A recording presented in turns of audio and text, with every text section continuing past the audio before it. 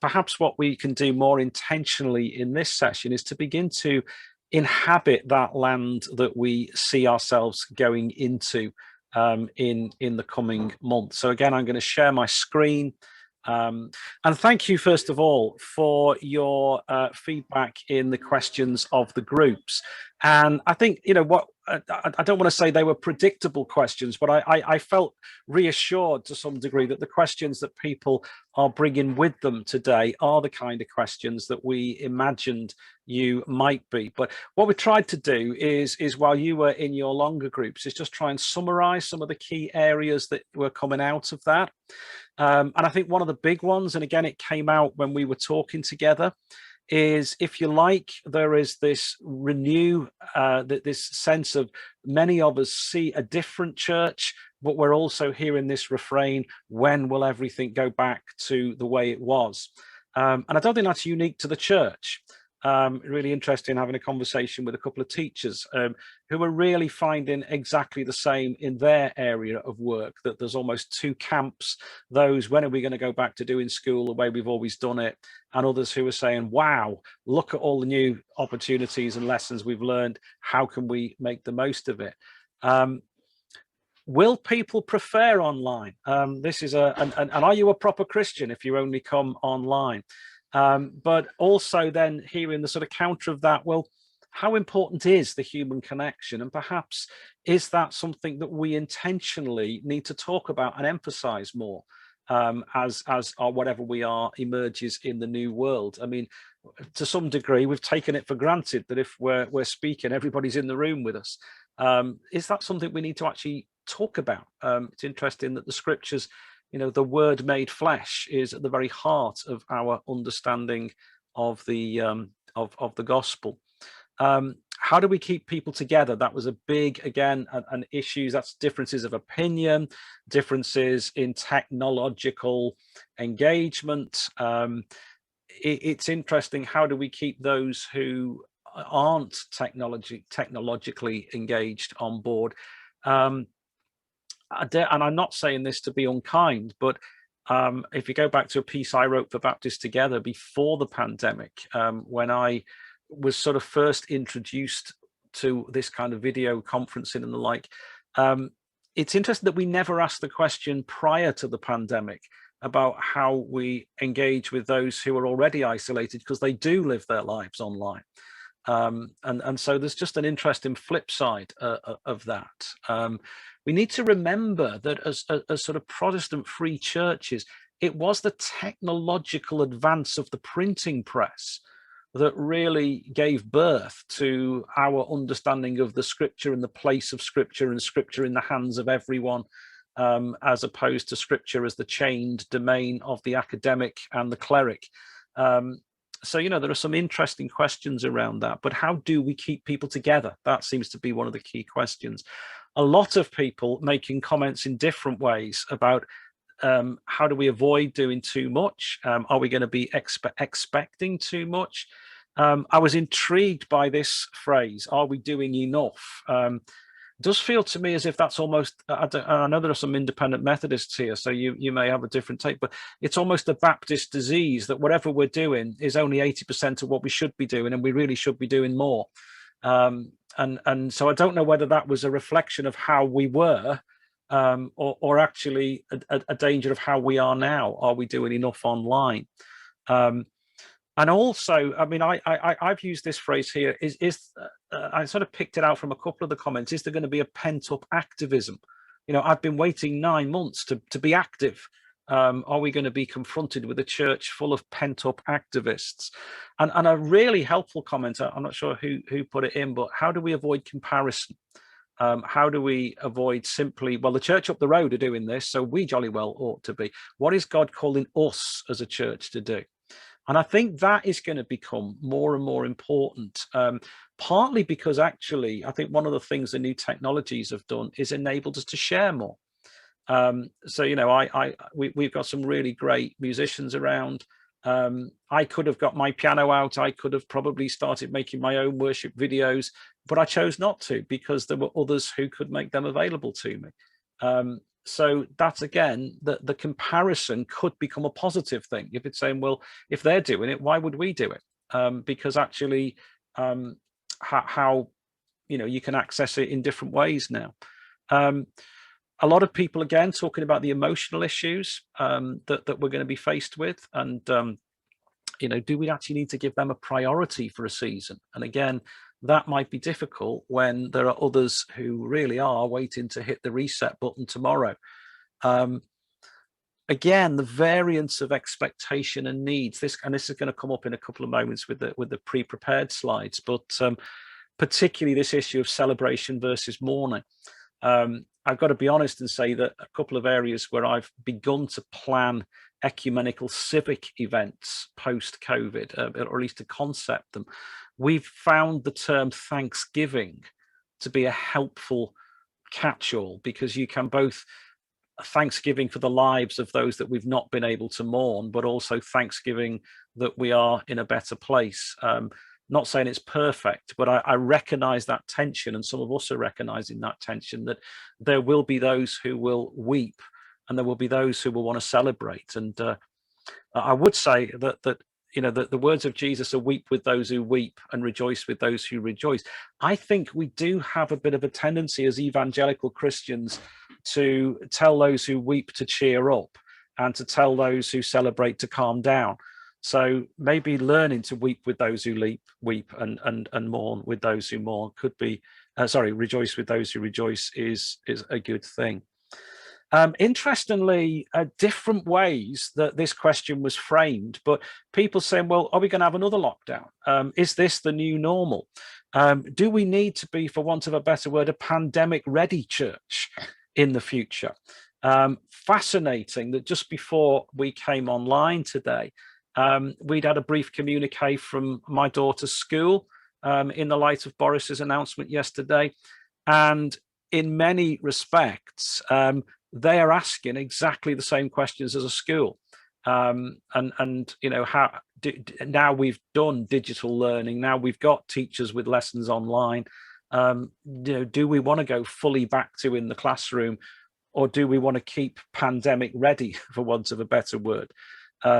If the flu season, could there be the COVID season when we all go into hibernation for 2 months every year? Do we need to be a pandemic ready church?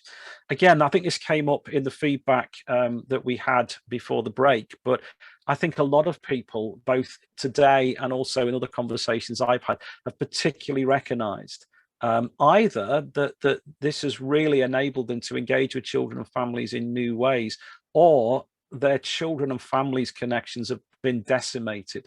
And I know Johnny Hurst is with us today, and I know that some of our youth groups are saying that they just have totally lost their link and their connections. And of course, with an emerging generation, the 18 months of lockdown when you're nearly 60, you're going to come away relatively the same person. As the father of an 11-year-old who is now 12, the person she was when we started in lockdown is not the person she is now.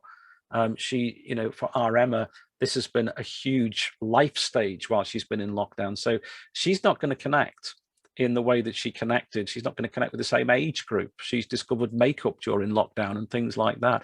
So again, a lot of our churches saying we're almost going to have to start again with children and families, but also some who say, this has opened up new doors. And it was interesting, some of the comments, the get out clause for me as a regional minister is, you're all Baptists, I'm not supposed to tell you what to do. But people say, well, what is the association saying? What does it mean to be in association? And again, I think that's a question we can ask on many layers. There is a sense of, well, what is the leadership? And certainly here on Merseyside, we are able to speak on your behalf to civic authorities. That's also true in Lancashire, a little bit less so in some of the other areas, and Cumbria, very much so.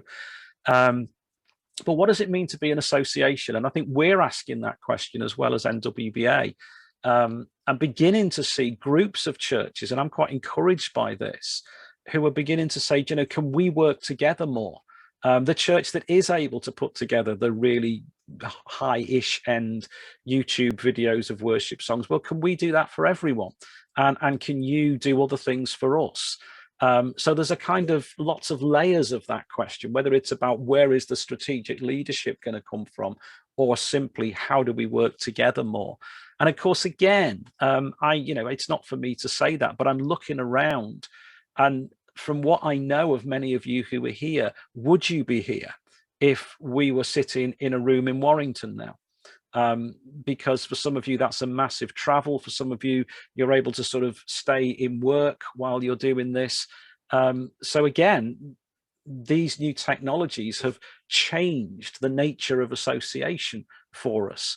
So they're the kind of issues that we picked up through those questions. And hopefully some of what I'm now going to go on to say, which was pre-prepared, will say, oh, well, actually, yes, you have been thinking about some of those things, and we can think about them a little bit more. One of the first things we've got to recognize, and I think this came out in some of those feedbacks, is not everyone will have experienced this the same. And I've used here 3 particular different stories, but these are general. And I think what we've got to recognize is that there may be many, many other stories. But the big stories, if you like, for some people, the last 9 months is a story of lockdown. It's a story of how we've adapted, of how we've changed. It may be a story of fun and innovation. It may be a story of frustration and separation, but it's a story of lockdown. For others, it will be a story of COVID. Maybe key workers who've absolutely been working flat out, or key workers who feel massively fulfilled because of what has gone on in the last few months. I remember in lockdown 1, there's a primary school not very far away from where I live that was open for key workers' kids. And they kind of did this little thing where they interviewed different children in the playground. And there was this one little boy who said, my dad is a bin man and my mum is a checkout operator and I'm really proud of them. And I thought that's really interesting, because the world we came from seldom would have said you should be proud of being a checkout operator or a bin man. So there are so many new stories as a consequence of COVID. But again, for others, this is going to be an economic story. Maybe because they've lost their job, or they've lost their business, or they've not been able to cope financially. And again, I know for some of you, this is a real issue. So I'm using them as generic headers, but I think the key thing is that we as leaders must be careful that we do not simply impose our story onto the community that we are leading, but how do we listen to everybody's story? This has come up, but I've put it up because I think it is one of the big issues that we're going to face going forward, is what I've called here reset versus renew.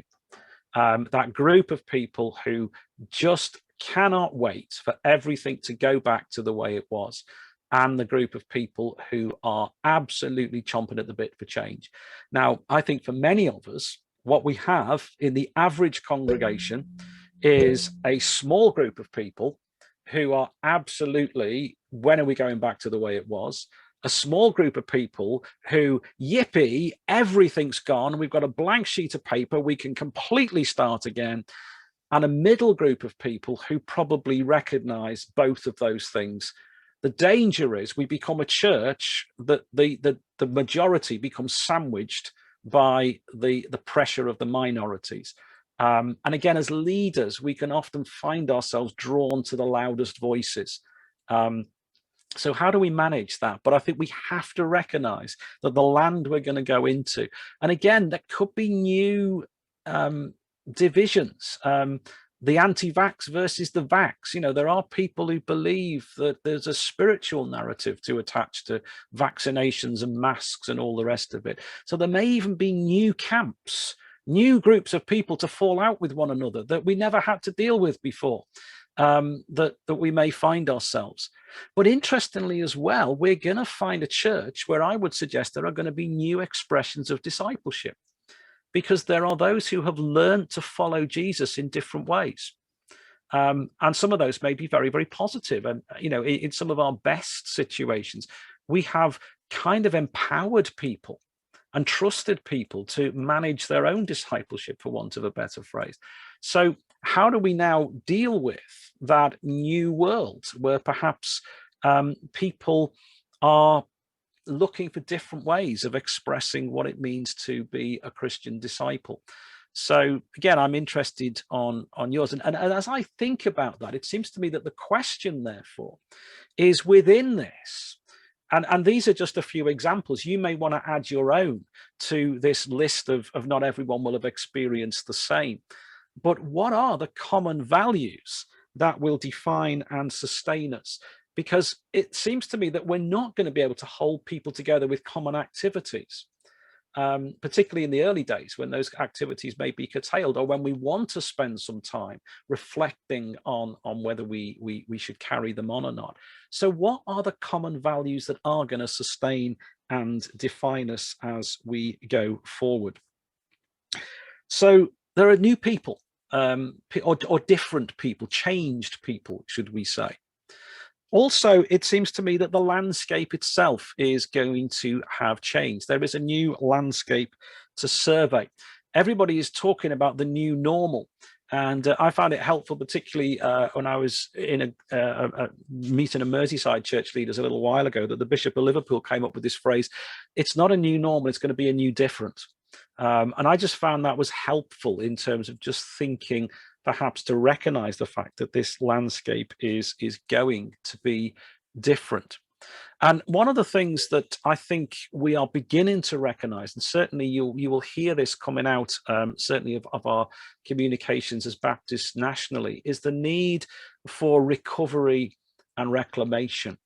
If you think about it, in the average relationship, and I realize we'll all have very different experiences of that, but I would suggest to you that if you have a life partner and you hadn't seen that person for 9 months and you meet them, your engagement with them is going to be very, very different to how it would be if you've been out to work or been out to the shops for 3 hours and you come back home. You may not even acknowledge each other when you come back through the door after you've been out shopping for 3 hours, because you have only been to the shops for 3 hours. So actually, although people are talking about a reset, we are bringing people together potentially in what could be 15 months since they've seen each other. People are going to need space to rediscover relationships, to recover from some of the things that we've talked about. And reclaim and just kind of re-find ourselves. And again, for us as leaders, we need to be those who are taking stock. And what I think I would want to say is, this comes back to some of my engagement with young adults just before COVID, and then particularly during. I would want to say, although we're all sitting here, I think the privilege would be the right word to use, but the learning exercise of running one of these gatherings online via Zoom with a group where I was the person that took the average age up by about 6 years. And as I was trying to make sure everybody knew how to put their microphones on and all the rest of it, I could see that these people were looking at me going, what is his problem? And I realized that I was the only person in the room for whom this was new. This was just their life. They were used to picking their phones up and talking to 6 other people. It was me that was entering their world. And I think maybe that's something we need to reflect on, that to what degree, although we think we've created a new world, is it that we've simply discovered one that already existed? And I think that's got some big questions for us about how we engage with the emerging generation of young adults and young professionals, particularly. And what that has created, I think, to some degree, is new margins and new centres. And again, that could be anything from that 22-year-old who is suddenly the hero of your church because they're the one person that can talk through how to get people onto WhatsApp, or have managed to set up fantastic graphics on your Zoom sharing platform. Or it could be the 95-year-old shut-in who suddenly is the first person at church every Sunday morning because they've got onto Zoom and they suddenly feel completely re-empowered. All I'm saying is, are there new margins and new centres? Are the people who are very, very able to express a strong presence in our old structures, who have become a little bit more marginalized? Are the people who have become much more central in our new ways of doing things? That as we move forward, how do we deal with these new margins and these new centers?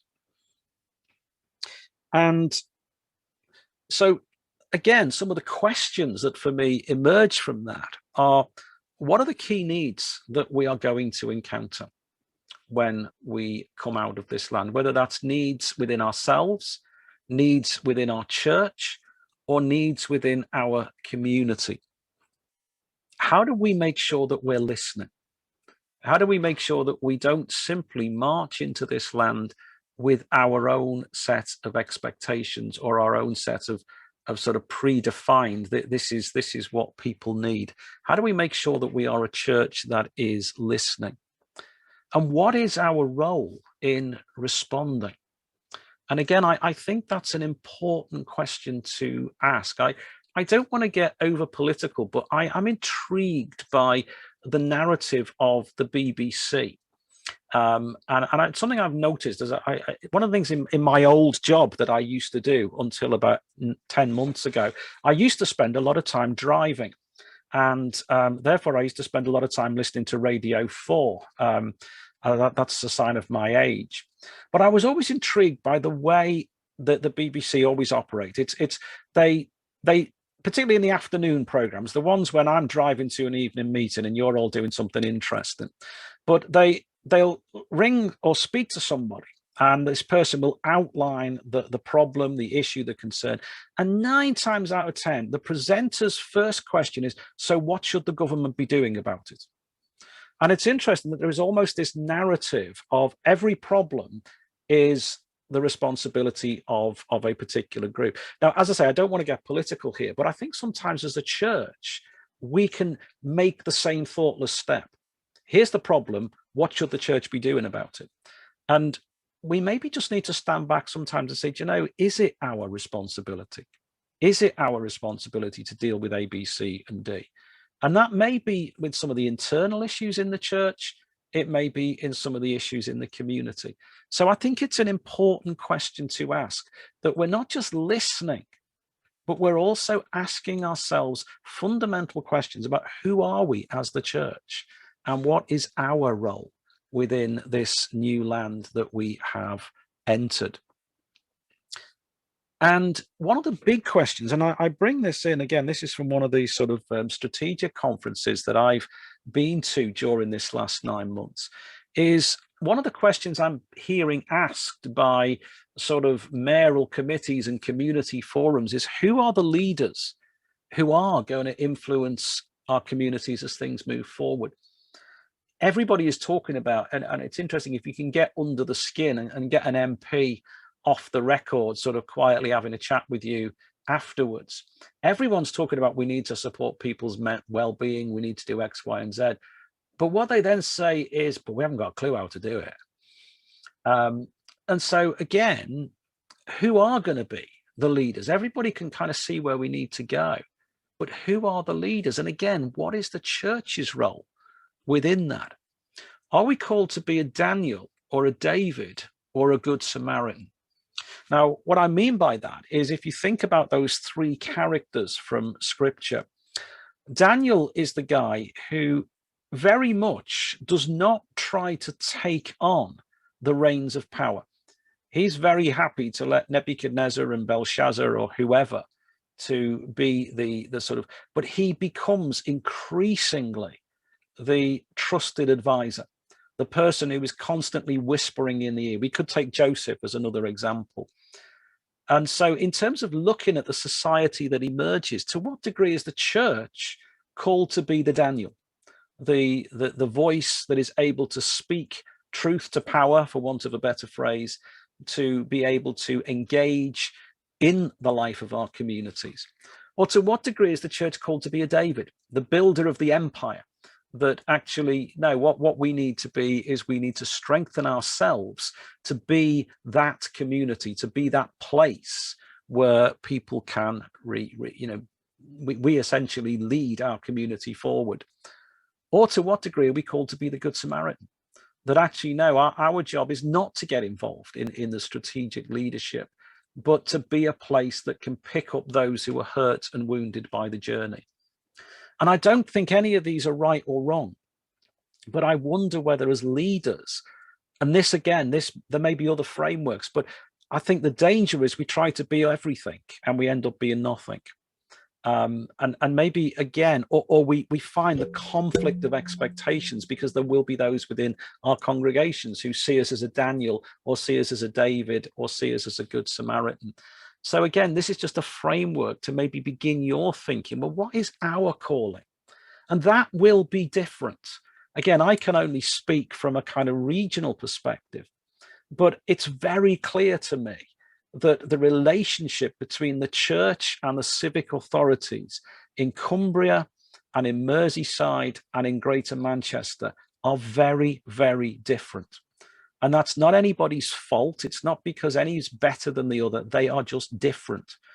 And you can't just play the same role as for me as I move between those three counties. So again, for you, you're not operating at that level, but you will have a relationship with your community. You will have a relationship and a context that is unique to you.